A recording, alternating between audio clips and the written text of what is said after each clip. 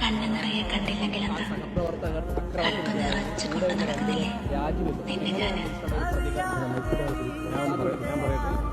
ഞാൻ പറയുന്നത് നിങ്ങൾ കേൾക്കണം. ഞാൻ കേരള സംസ്ഥാനത്ത് ഒരു മന്ത്രി.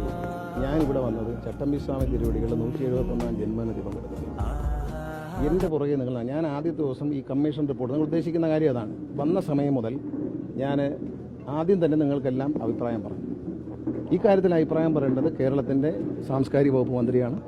അദ്ദേഹം നിങ്ങൾക്ക് കൃത്യമായ വിവരങ്ങൾ തരുന്നുണ്ട്. ഞാൻ ട്രാൻസ്പോർട്ടിൻ്റെ മന്ത്രിയാണ്. കഴിഞ്ഞ 23 വർഷമായി നിങ്ങളും നിങ്ങളുടെ മുൻഗാമികളും എന്നെ വേട്ടയാടെയാണ്. എന്നെ വിട്ടേക്കൂ. എന്നിൽ ഔഷധമൂല്യമില്ല. എൻ്റെ പുറകെ നടക്കണ്ട. ഞാൻ ഇതിനെപ്പറ്റി അഭിപ്രായം പറയത്തില്ല. നല്ലതും പറയില്ല, ചീത്തയും പറയില്ല. അത് ശരിയല്ല. ഇതിനകത്ത് ചോദ്യങ്ങൾ വേണ്ട. ഞാൻ പറയാനുള്ള പറഞ്ഞു. ഒരാളെ ഉപദ്രവിക്കുന്നതിൻ്റെ മര്യാദയുണ്ട്. ഉപദ്രവിക്കുക. എന്നെ ഒരുപാട് 23 വർഷം ഉപദ്രവിച്ചു. ഇനി വിട്ടേക്കാം. ഞാൻ ഒരു കാര്യത്തിന് വരുന്നില്ല. ഒരു പത്രസമ്മേളനം വിളിക്കുന്നില്ല, ആരെയും കാണുന്നില്ല, ഒന്നുമില്ല. ഞാൻ എൻ്റെ ജോലി ചെയ്യുന്നു ജനങ്ങൾക്ക് വേണ്ടി.